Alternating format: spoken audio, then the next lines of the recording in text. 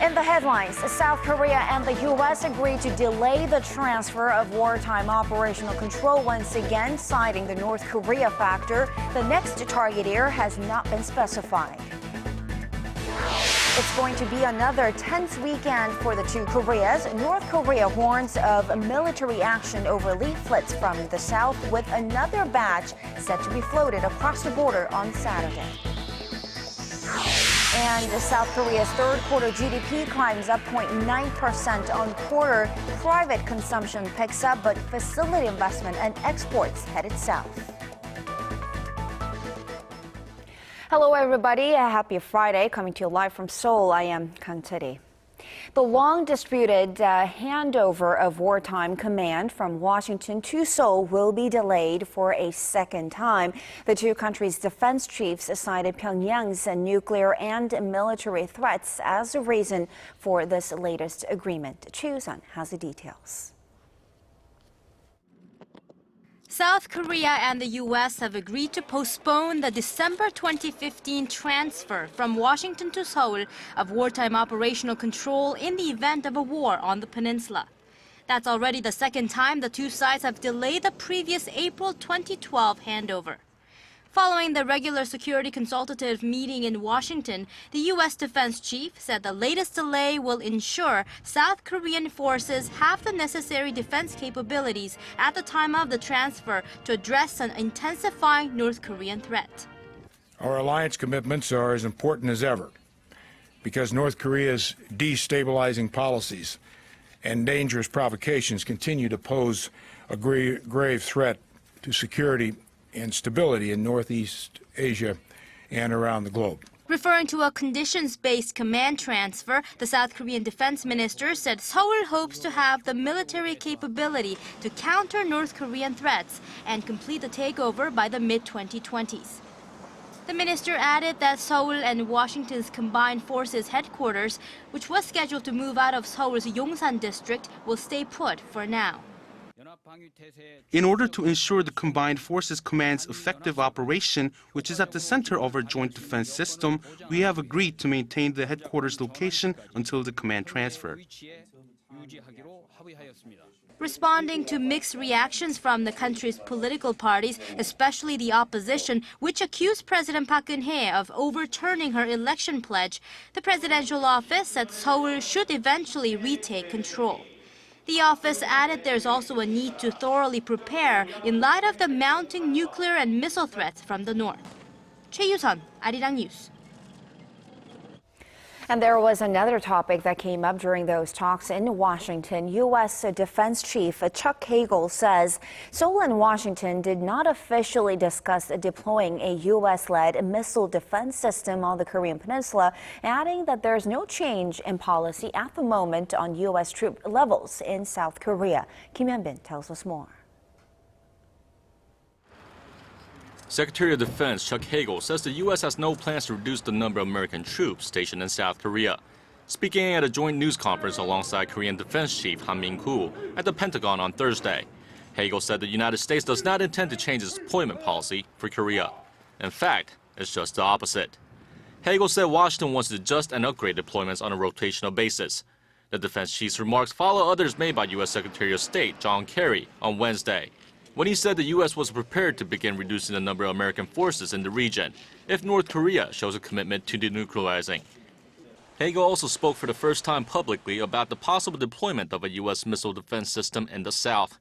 He said there have been no formal discussions on the matter on any level between Seoul and Washington, although he did add that all options are being explored.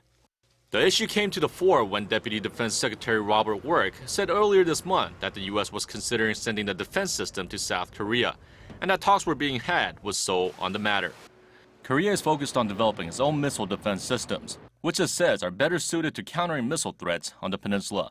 That includes the Korea Air and Missile Defense and the Kill Chain system, which can knock out ballistic missiles prior to launch. It is hoping to put these systems in place by 2023. As they are a key part of the national defense that will be necessary for the OPCON transfer to take place. Kim Hyun-bin, ARIRANG News. More military strikes. That's what North Korea is threatening if activists in South Korea continue to fly anti-Pyongyang leaflets across the border. It sets the stage for another possible confrontation this weekend, since South Korean activist groups have plans to send over 50,000 more leaflets on Saturday. Hwang Sung-hee reports. This piece of paper is at the core of the current inter-Korean tensions. It's an anti-Pyongyang leaflet. It criticizes the North Korean leadership and at the same time describes how advanced life is here in South Korea. North Korea has warned of another military strike if South Korean air balloons are caught carrying the leaflets across its border, which is what happened 2 weeks ago. But a group of South Korean activists now plans to send 50,000 leaflets this Saturday to disseminate much-needed information in the reclusive state. When North Koreans are aware of the truth, their fury against the North Korean leadership will soar. North Korea has repeatedly called on the South to stop the spread of the leaflets, saying it will jeopardize upcoming high-level talks. The two have agreed to meet sometime between late October and early November. If the South Korean government takes responsible steps to prevent provocative actions that call for military clashes, there's no reason to cancel the planned second round of high-level talks. Analysts say North Korea is trying to get an upper hand at the upcoming talks by setting the leaflet issue as one of the agenda items. Some question the effectiveness of the leaflets and say it's merely a publicity stunt for the activists. Want to have some events, and it's really about them to demonstrate their anti-communism or their opposition to North Korea. But as far as actually getting information into North Korea, changing anything on the ground, I think the effect is practically zero. The South Korean government says it has no legal grounds to ban the activists from sending the leaflets. Residents in the border region say they will try to block Saturday's campaign themselves. The National Police Agency said Friday that it will step in if the situation appears to threaten the public safety. Hwang Sung-hee, ARIRANG News.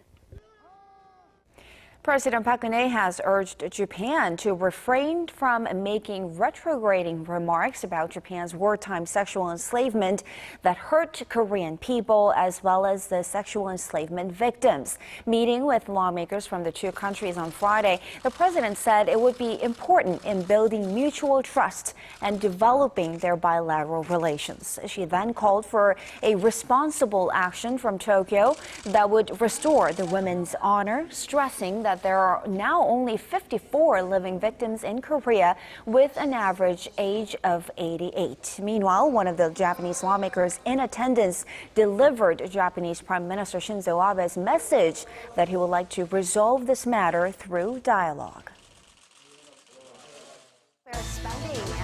For the latest in news that impacts Korea and the world, join Kang Chery for a lively half hour that covers politics, business, international news, and much more. Live at 8 every weeknight on ARIRANG TV. Human Rights Council headquarters in Geneva on Thursday, finding ways to persuade. Korea's third quarter GDP growth is out, and although the economy grew nearly 1% on quarter, that pace of growth has fallen short of expectations. Officials are citing sluggish exports as well as facility investment. Hwang Ji has the details. It was not all good news, although the Korean economy accelerated in the July to September period. The Bank of Korea said Friday that the domestic economy grew 0.9% in the third quarter this year from a quarter earlier, speeding up from a 0.5% growth in the April to June period. That, however, was largely due to a low base in the second quarter when domestic consumption dropped sharply after April's ferry disaster. It was also the increased government spending that led the rise. The execution of public finances that were delayed because of the local elections and Seoul ferry disaster took place in the third quarter, contributing to third quarter growth. From a year earlier, the Korean economy expanded 3.2%, the slowest pace in more than a year. and Korea's traditional growth engine exports slipped 2.6% in the third quarter from the previous quarter, while the output in the country's manufacturing sector dropped 0.9%. That marks the first drop in 5.5 years. The central bank cited the sluggish global economy and the recent poor performance by some of Korea's major conglomerates like Samsung Electronics as major reasons. Facility investment also dropped 0.8%, marking a slowdown from a surprise rise in the second quarter this year of 1.1%. 황지혜, 아리랑 뉴스. Korea's 3 mobile carriers began receiving pre-orders for their latest Apple devices this Friday afternoon, with the prices starting at 850,000 won, or roughly $800 for the iPhone 6, and around $930 for the 6 Plus. With just a week left before they hit stores in Korea, SK Telecom, KT, and LG U+ are rolling out a series of promotional campaigns to get a jump in what's expected to be quite some tough competition. SK Telecom is highlighting customized services for iPhone users, while LG is offering discounts on the devices. KT, in the meantime, is touting its high number of base stations nationwide. Over in Busan, a Korean researcher has won a key decision-making post at the International Telecommunication Union. Lee Jae-sup, an IT conversions researcher at KAIST, has been elected to a 4-year post as the director of the ITU's Telecommunications Standardization Bureau. He won the position over 2 other candidates from Turkey and Tunisia by garnering more than the majority of the votes to become Korea's first bureau chief at the UN's ICT arm. The bureau sets standards for information and communications technology, ranging from mobile telecommunications to internet protocol TV, as well as radio frequency identification. Long gone are the days where the idea of getting a divorce was unthinkable in Korea. These days, fewer Korean couples are celebrating 20th wedding anniversaries, and the number of so-called gray divorces has hit a record high here in Korea. Connie Lee tells us why. It's until death do us part. Or not. New data shows that more older people are getting divorced in Korea. It's the so-called gray divorces, or the splitting of couples married for 20-plus years, that have been on the steady rise for the past 5 years. And last year, it hit a new high. More than 32,000 of these couples ended their marriages in 2013, making gray divorces the largest portion of all divorces at about 28%. Experts point to the aging population of baby boomers for the large number. But other than that, there is a change in how older spouses view marriages that is prompting them to split. Different from before, older spouses now seek their personal happiness and fulfillment, especially after their kids are out of the house. If they're not getting that in their marriages, then they are opting for divorce. The professor adds that there's less of a social stigma attached to divorce than there was decades ago, making it a bit easier for couples to officially end their marriages in court. So what were the top reasons why Koreans got a divorce last year? Well, data shows that personality differences was number 1, followed by financial problems and domestic issues, such as infidelity. However, gray divorce isn't just a trend seen in Korea. The United States has been seeing this phenomenon for similar reasons. A recent report called The Gray Divorce Revolution by Susan L. Brown and I-Fen Lin says that the number of gray divorces has doubled in the U.S. since 1990. And with lifespans increasing, experts expect more gray divorces in the future. Connie Lee, ARIRANG News. Beginning this Friday, Seoul is putting a fresh spotlight on Hansik, or Korean cuisine. If you're in Korea this weekend, there is a series of gastronomic events hosted by celebrity chefs that will change how you look at Korean cooking. Our Park Ji-won reports. Judy Ju is now a famous Korean-American chef who has her own TV show in the US and her own restaurant in the UK. She used to work as an investment banker, but says she couldn't resist the charm of cooking, especially Korean cuisine.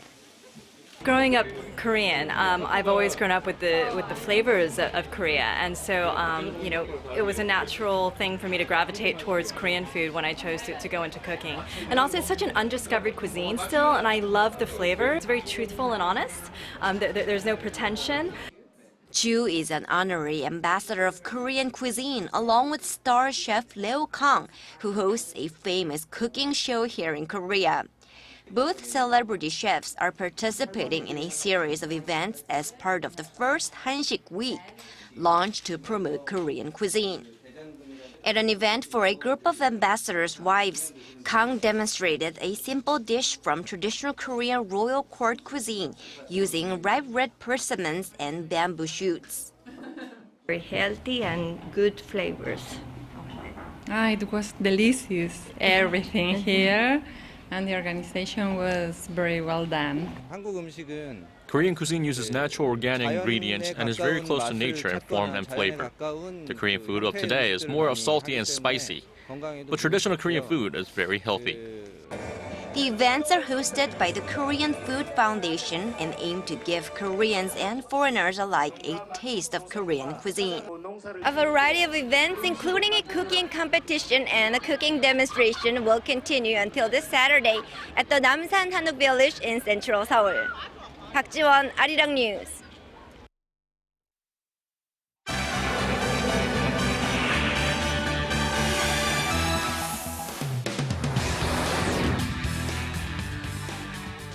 Police in Canada have released a surveillance video of the suspected gunman who shot dead a Canadian soldier and stormed the country's parliament on Wednesday. And for more, Paul Lee is joining us from the news center. Paul, the people of Canada are still mourning in the wake of this terror attack. What clues have investigators found in this new footage? Well, the video shows how Michael Zahaf-Bebo allegedly gained access to Parliament Hill without much resistance in what experts are calling a total security failure. And with this latest outbreak of violence, Canadian authorities are moving to bolster laws to counter terrorism. Our Connie Kim has this report. The surveillance video of the shooting in Canada Wednesday morning shows how the gunman got into Parliament. The video shows 32-year-old Michael Zahaf-Bebo pulling up in a car, getting out with a firearm, and running toward the complex. Police say they recognize that something was wrong and that security officers engaged in an exchange of gunfire. The Royal Canadian Mounted Police said in a press conference that Zahaf-Bebo had acted alone and was not one of the 90 people identified as high-risk travelers they were monitoring. Our partners at the Ottawa Police Service and the RCMP agreed that yesterday Zahaf-Bebo acted alone and that he is the same person that perpetrated the attacks at both the National War Memorial and on Parliament Hill. The motive behind the shooting is still being investigated, but officials suspect Zahaf-Bebo was self-radicalized. He's reported to harbor extremist beliefs and had previously expressed a desire to go to Syria to join the jihadist fight there. Wednesday's shooting left 24-year-old Corporal Nathan Cirillo dead with 3 people injured. And with the nation in a state of fear, the Canadian Prime Minister said the country would stand firm. We will be vigilant, but we will not run scared. We will be prudent, but we will not panic. Prime Minister Harper made public his plans to install new anti-terror powers and strengthen the country's terror laws. This includes giving more power to the intelligence service to track and detain suspected terrorists. Canadian Prime Minister also pledged to speed up plans that will toughen the powers of surveillance, detention, and arrest. Connie Kim, ARIRANG News. And turning to the U.S., the preliminary blood tests have shown that a New York City doctor has also contracted Ebola. This doctor was said to have just returned from West Africa. What's been the reaction in the city? Well, city officials are scrambling to downplay fears that this newly discovered infection could spread in one of the largest cities in the United States, amid rising fears of a possible outbreak on American soil. 33-year-old Dr. Craig Spencer placed himself in isolation after developing a fever and other symptoms, and he was later then tested positive for the virus. Spencer is a physician with Doctors Without Borders who had been treating Ebola victims in Guinea. Top city government and health officials held a press conference on Thursday and assured the public that there was no reason to be alarmed. The patient in question is a doctor who has worked with Ebola patients in West Africa. And when his symptoms emerged, he was taken to Bellevue by specially trained emergency medical service workers who followed all transport protocols. The patient is now in isolation. The health department has a team of disease detectives who have been at work tracing all of the patient's contacts, and we are prepared to quarantine contacts as necessary. And in the country of Mali, the first Ebola case has been confirmed in a 2-year-old girl. She had been traveling from neighboring Guinea, one of the hardest hit countries in the current outbreak. This as the WHO's Emergency Committee on Ebola reinforced that winning against the fight in the epidemic means stopping the transmission in West Africa. And shifting to the ongoing civil unrest in Hong Kong, pro-democracy demonstrators have taken their message to Lion Rock, one of Hong Kong's biggest national landmarks. These protesters have preoccupied the city streets for nearly a month now, and this major landmark, what are they saying? Well, the large yellow banner hanging on the rock face reads in bold Chinese characters, "I want real universal suffrage," which has been a common slogan carried by pro-democracy activists and Occupy Central movements. Lion Rock is Hong Kong's highest point, towering over the city at nearly 500 meters high. A group calling itself the Hong Kong Spidey claimed responsibility for the banner on Thursday, with a video of climbers dressed in costume hanging the message that's also gone viral on social media. However, it was short-lived as local authorities removed the sign as of Friday morning. Nonetheless, many residents, young and old alike, took pride in this high-profile call for democracy. The Lion Rock the mountain is actually one of the symbols of Hong Kong, and now they're occupying, not sort of occupying, but they're projecting their voices to all the people out there, or to the international places, or to everywhere. So as a Hong Kong student, I'm so quite proud of this. Meanwhile, media in Hong Kong are reporting that celebrities who have supported pro-democracy protesters like Chow Yun-fat, Andy Lau, and Tony Leung could be on a blacklist held by Beijing. Reports say that Chinese government officials have drawn up a list of 47 celebrities and directed China's mainland media outlets to keep them out of the press. Although it's just a report, that certainly shows the mood between China and Hong Kong. Now, finally, 21 Asian countries have signed on to create a new Asian development bank that could possibly rival its Western counterparts. Paul, this significant push for this region, especially considering the BRICS member countries launched a similar initiative of their own earlier this year. That's right. The Asian Infrastructure Investment Bank launched on Friday at the Great Hall of People in Beijing, but notably Australia, Indonesia, and South Korea skipping this round.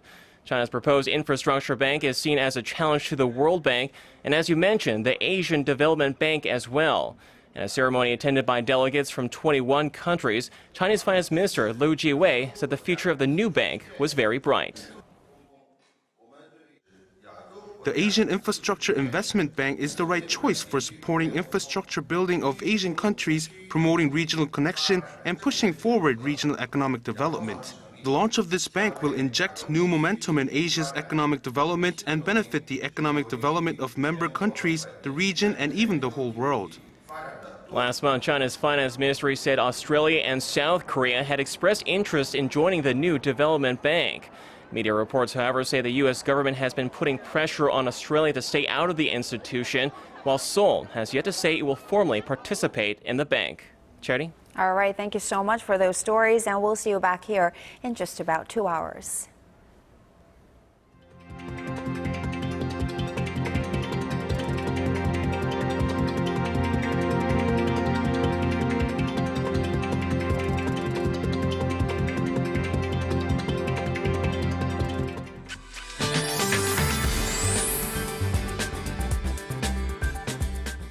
TGIF everyone, I'm Kim Bo-kyung with weather updates. The mountains here in Korea are looking beautiful, showing an array of fall colors. So those of you making plans to check them out should keep in mind that morning lows will drop below 0 degrees over at Mount Chiri. At the moment, we are enjoying mostly clear skies nationwide, and it seems like similar late autumn conditions will stick around. Make sure to dress warmly as most regions are looking at a 10-degree temperature gap between the days and nights. On Sunday, there is a slim chance that light rain may fall in Seoul as well as parts of Gangwon-do and Gyeonggi-do province. Also on Monday, those on the eastern coast should get another round of light passing showers. On to Saturday's readings. Seoul hits 22, Daegu and Busan 23. On to other places, Jeju and Dokdo reach 22, Mount Kumgang hits 14.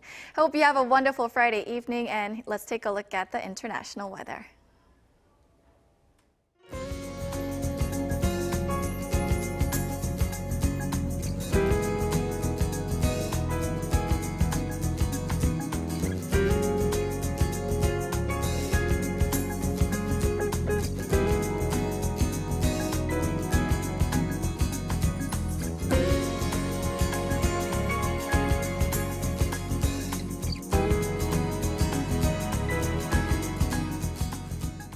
And that will do it for this edition of ARIRANG News at 8. Thanks for watching.